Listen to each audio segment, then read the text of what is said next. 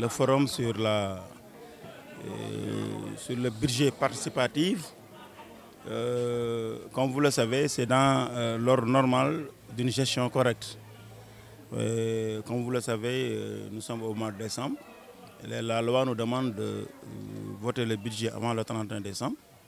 Et effectivement, avant le 31 décembre, on doit avoir un mois pour aller dans les débats d'orientation budgétaire. Et tout ça, avant de le faire, il faut recueillir les avis des populations. Et je pense donc ce forum, c'est une obligation presque pour toutes les collectivités de rencontrer l'ensemble des couches et l'ensemble des acteurs de la population pour les écouter par rapport à ce qu'on va faire pour l'année prochaine. On a un projet de budget qu'on doit mettre en place, mais il faut que les populations nous disent quelles sont les priorités auxquelles elles pensent qu'on doit s'attaquer.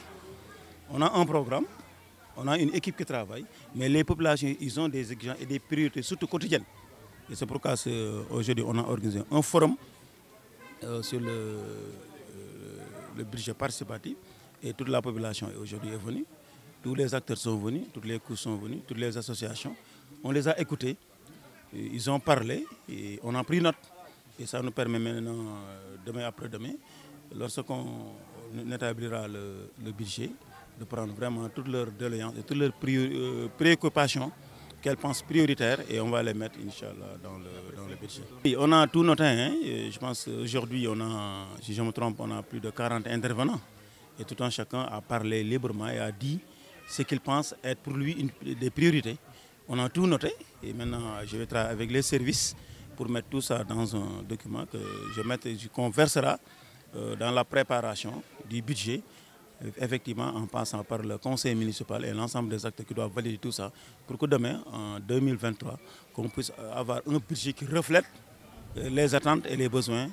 des populations. Oui, je l'ai dit tantôt dans la salle, cette question, heureusement que tout le monde m'a suivi, n'a pas été soulevée aujourd'hui dans ce forum. C'est moi-même qui avais demandé en l'entame des travaux, et je vais demander à tout un chacun pour cette question du foncier globalement et particulièrement des 23 hectares de Gardaï. C'est moi-même qui ai demandé et vraiment je remercie l'assistance de m'avoir permis ça, que je leur ai donné rendez-vous le mercredi 30 novembre, Inch'Allah. Et c'est ce jour-là où je vais communiquer et je vais parler avec les populations pour leur faire l'état des lieux que j'aurais dû faire depuis l'entame de mon mandat. Mais le 30, Inch'Allah, je vais expliquer pourquoi l'état des lieux, je ne l'ai pas fait au début et c'est maintenant que je dois le faire. Et pour répondre à ta question, au moment de faire l'état des lieux, je vais revenir sur le foncier et particulièrement sur les 23 hectares de Gardaï qui convoitent aujourd'hui beaucoup de choses. Hein. Les populations en parlent, il y avait une demande, c'est une forte demande et c'est une forte attente aussi. Et n'oubliez pas aussi que l'audit du foncier était un point vraiment fondamental de mon programme de campagne. Donc j'y suis, j'ai fait l'état des lieux de l'ensemble de tout ce qui appartient à la commune, effectivement aussi le foncier. Et je le fais le 30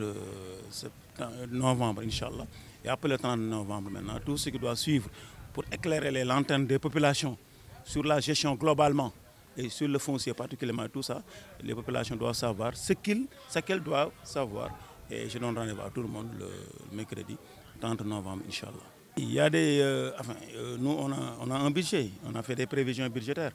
Il y a beaucoup de projets qu'on a commencé à réaliser. Bon, comme vous dites, tous les fonds ne sont pas disponibles. Mais je pense que c'est ça aujourd'hui le rôle d'un maire.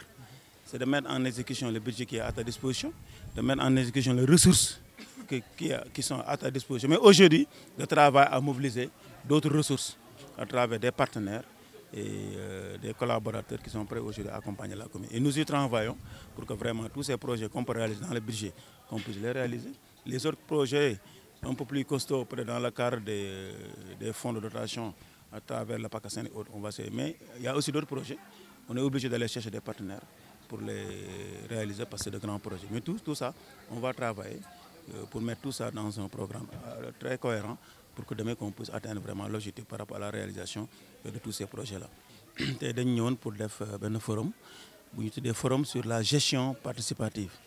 Nous sommes ci budget bu 2023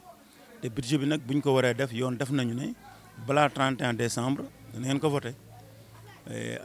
avant vote budget bi aussi war nañ def 1 mois avant pour def lu ñuy tuddee débat d'orientation budgétaire loolu yëpp nag balaa ñu koy def le forum bi ñuy def tey dafa nekk ci li nga xam ne si daanaka sax yoon dafa ñu ko xaw a sant ngir ñu oote forum boo xam ne dinañu oo askan bi yëpp askanu Yeumbeul Nord bi ñu jiite ñu toog waxtaan joxe seen i xalaat association yeeg imam yeeg délégué yi couche yi ñëpp acteurs yi fi nekk yëpp ñu oo la ñu daje toog waxtaan ñu ne kat way maire bi ñuy fal am nga programme techniciens yi nga nekkal xam nañ li fi nekk mais du tere chaque fois bu ñu waree biir ñoom dañu war a toog ne kat xëy na lii bëggoon nañ ko lii bëgg nañ ko lii bëgg nañ ko mais jàpp nañu lii mooy suñu priorité lii ak lii ak lii ak lii ak lii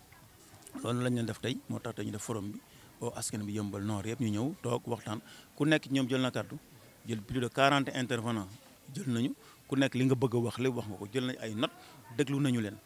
incha allah bu ñu fi jógee nag tey dinañu au administration ñu war a liggéey adjoint maire yeeg l'ensemble du conseil municipal ñu càmbar loolu xool li askan bi bëgg te jàpp ne mooy seeni priorité fi mu toll nii ñu boole kook programme bi nga xam ne moom la ñu wanoon askan bi boole kook li ñuy dund ak ñoom chaque jour ci terrain bi boobaa bu ñu ko boolee jàpp nañu bu ñu demee 2023 dinañ tegal budget programme boo xam ne xëy na bu jëlul lépp en charge aussi li nga xam ne mooy priorité wu li ñu jàpp ne mooy ay yi ñu war a taxaw temm nañ ci jéem a taxaw loolu moo waroon tey ñu oote forum bi te déglu nañu ñëpp vraiment déglu bu waaye priorité bari nañu priorité bari xam nga Yeumbeul Nord boo bëggee dëgg-dëgg lépp ay priorité la en toute sincérité commune la boo xam ne lépp loo jël rek xëy na kay priorité yooyu ñu ñooy toog na xool nañ jiital bii teg ci bii teg ci bii teg ci bii mais lépp priorité te ci forum bi wane na ko incha allah nañ ci taxaw def un document boo xam ne dina am suivi par rapport ak ni ko askan bi bëggee par rapport aussi ak ni ko programme bi ñu fi wane woon ni mu ko tëralee ak technicien ñu xalaat ci ba jéem a doxal loolu. loolu aussi maa ngi sant bu baax assistance bi ndax biñ ñëwee sànq ci tàmbali forum bi dama ñaan ñëpp ne leen lépp li nga xam ne moo jëm ci 23 hectares yi ak li nga xam ne mooy wàllu foncier bi ma ñaan leen ñu bañ koo débattre tey effectivement ndax suufu Yeumbeul dafa yitteel waa Yeumbeul 23 hectares yi nga xam ne mooy cooy dafa yitteel waa Yeumbeul ndax suufu Yeumbeul la mu nekkoon aussi benn point boo xam ne point bu ma dugaloon ci sama programme la ne dinaa saytu suufu Yeumbeul Nord yëpp loolu nag dañu ñu ci te ba léegi ñu ngi ci moo tax bu ma ñaanee waa forum bi ñu nangul ma ko ma jox leen rendez-vous maintenant le mercredi 30 novembre incha allah dinaa wax ak askan bi li nga xam ne si mooy li nekk ci li ñu gis ci suuf si précisément la ñu gis ci 23 hectares yi loolu nag waroon naa ko def ci tàmbali gi def li ñuy wax état des lieux mais xëy na bu boobaa naa expliquer bu lu tax état des lieux bi defuma ko boobu ba tey ma xaar ba tey ndax am na lu tax ma def ko te boobaa incha allah le 30 novembre bii di ñëw dinaa wax ak askan bi wax leen fu ñu ko toll ci gis-gis ci état des lieux bi fu ñu ko toll ci gis-gis sur le foncier de Yeumbeul Nord fu ñu ko toll ci gis-gis ci le foncier bi nga xam ne mooy tel askan mooy le 23 hectares bu ñu ci jógee nag luñ ci jël te décision dinañ ci waxtaan ak conseil municipal bi ak ñu ci war waxtaan li ñu ci war def yëpp dañ ko def ba lépp li nga xam ne mooy lu Yeumbeul moom lépp lu Yeumbeul moom dinañ ko war nañ ko xool na waa Yeumbeul lii na ko moom fii la nekk muy suuf si ak leneen leneen lépp incha allah nañ ci waxtaan ak waa Yeumbeul mais je vous donne rendez-vous le 30 novembre incha allah ci waxtaan ak xam nga projet yi fi nekk moom toujours ressource du doy am na loo xam ne projet fi nekk bari nañu mëbët yi bari nañu li nga wax sànq urgence yi ñàkkamti bari nañu mais loolu am na yoo xam ne dinañ góorgóorlu jël ko ci budget bi li budget bi mën a jël dinañ ko ci jël am na loo xam ne fonds yi nga xam ne jóge na ci état bi dinañ ci jël mooy fonds de dotation yi à travers la PACAS et autres fonds projet yi mën a jël yëpp dinañ ko jéem a jël en charge bu ñu ci jógee aussi